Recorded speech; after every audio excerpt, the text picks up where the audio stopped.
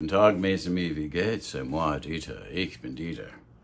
You know, Dieter likes to help, so he's going to give you the plain truth about parlour or travel size guitars. Because the parlour, you know, was the original kind of travel guitar. Good enough for cowboys. It should be good enough for you backpacking or stuff. All right, so the other day I was talking about parlours and a beater guitar, essentially. And in my opinion, the best beater guitar is a parlour guitar. Now, I didn't mention, there are lots of, you can get a very expensive parlour. Breedlove makes one. Boucher makes one. I think all the major manufacturers make an expensive parlour. But that kind of defeats the purpose. That's why I didn't mention them. Yeah, you can get a Boucher parlour. It's really nice, but do you want but spending $5 grand on a small beater guitar isn't what I had in mind for you guys, or like $2,500 for something like a Larrivee. They're very nice guitars, and if you want to get one, go ahead. And because it's a smaller body guitar, you probably won't get it dinged as much. But my point, the point I was trying to make was this: if you have nice guitars, you don't have to show them off at these open jams where just you never know who's going to show up, and you never know how many people are going to be there. You never know how crowded it's going to be. So that was my point in addressing that. And that's one of the reasons I bought my little Ami here, because I actually thought these were toys. I actually did, and I think I've explained it on a few other videos. A friend of mine went in to look at some expensive guitars, and he was taking so long I just got bored, and this was in the store, happened to be beside me, so I started playing it, and I played it for about half an hour, and then half hour and a minute later I walked out with it. So I was quite impressed with it.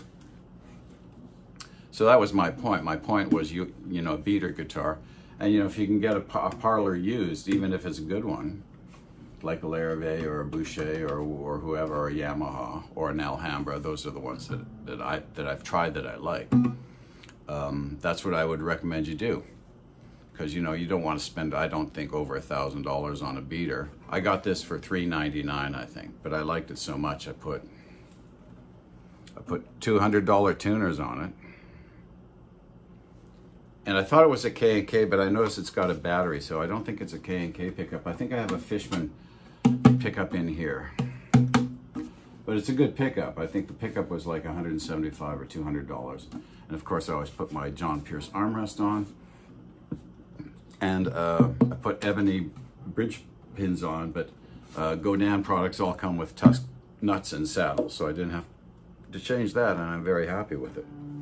But what I was going to do in this video was going to, I've got a dreadnought here, and I've got an auditorium size, what the Breedlove calls, I think, their grand concert or auditorium size guitar, and my parlour, and my trusty Starrett Exact, made in the USA aluminum meter or yardstick. It's actually longer than a yard. It's 39.5 inches. It's a meter stick. It's 1,000 centimeters. So we're going to do some measurements. And Dieter's water fasting. He's his third day. So our captive audience is going to be water. So grab your glass of water. This is morning water with Dieter. Damn, that's good. Best drink in the world, distilled water. Anyway, I digress, as I always do. So we're going to do some measurements here. So I have to put on my reading spectacles. Now, when I criticize things, and I know I'm going to get probably some blowback from the Taylor, I call it the Mini-Me or the GS Mini lovers, I've tried these things. So like, okay, when I got this, I played a GS Mini that was almost 3 times as much, okay? And I don't care, I'm not gonna argue with people. There's nothing wrong with my hearing, and I play at a decent enough level that I can tell what a good guitar is and what a not so good guitar is.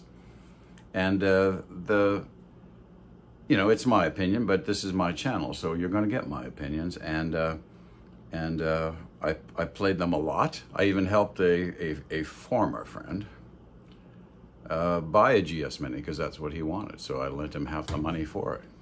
So I'm not a prejudiced guy that way, I don't think. Anyway, I have big hands too, and it's not a full-size guitar, so it's not. So my whole thing is and I know this because I've played these backpacker guitars and stuff, and I go, okay, a parlor isn't that much bigger than a backpacker guitar. Really, it isn't, and we'll do some measuring to prove it.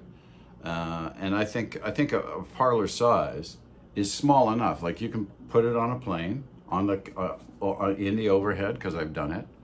So you can put it on your back, right? And especially these ones that have a laminated wild cherry back and sides, they can take a lot of abuse. The only thing this really has damage-wise is a few nicks here, you know, and I don't know how they got there. But because it has a cedar top, and cedar is softer than spruce. So a spruce top would be tougher. Spruce top might not even have these. But those tiny nicks, you know, aren't going to affect the performance or the sound. So let's do some measurements here. And like I'm not going to argue with people. Like my hearing is good enough, and I had some people that had GS Minis. They said that they've heard these and theirs sounds better. Well, they've heard these. Have they played it? Have they compared them side by side? Because I have compared them side by side. So you may disagree with me, but if you haven't compared them side by side, I don't think your opinion actually is as valid as mine. And that's just a fact. So I'm going to do some measurements here. So the body of,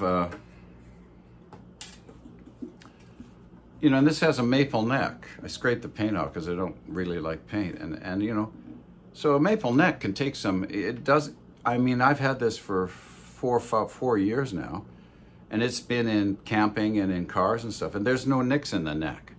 But if I get them, I take them out with a scraper anyway. But just so you know, you have some comparables. If you go, take a yardstick or a tape, but a yardstick isn't going to bend on you. Okay, so it's 18 1/4 inches in body length. Okay, 18 1/4 inches in body length, and at the lower bout here, this is the lower bout, the widest part. So it's 18 1/4. The body is 18 1/4 long, and it is, just have limited space here. At its widest point, it's 12